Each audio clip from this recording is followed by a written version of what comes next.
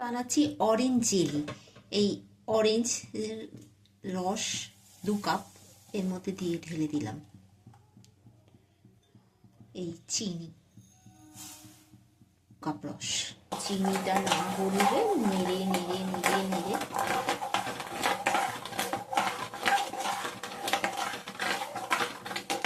এবার 2 চামচ পাতিলেবুর রস দিয়ে দিই।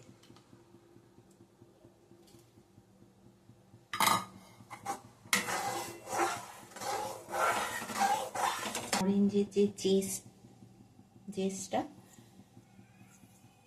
এটাকে একটু মিশিয়ে দিতে হবে।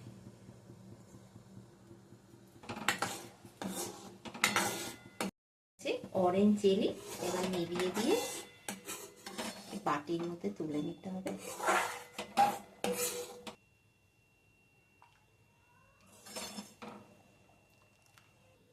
এই বাটির মধ্যে রেখে তুলে নিলাম। এটা ঠান্ডা হয়ে গেলে ফ্রিজে রেখে দিতে হবে। ফ্রিজে রেখে দিলে তৈরি অরেঞ্জ জেলি। এই ঠান্ডা হয়ে ফ্রিজে কিছুক্ষণ রেখে দিলে তৈরি হয়ে গেল জেলি। এই ভিডিওটা যদি ভালো লাগে লাইক শেয়ার করে সাবস্ক্রাইব করে কমেন্ট করবেন। Thank you.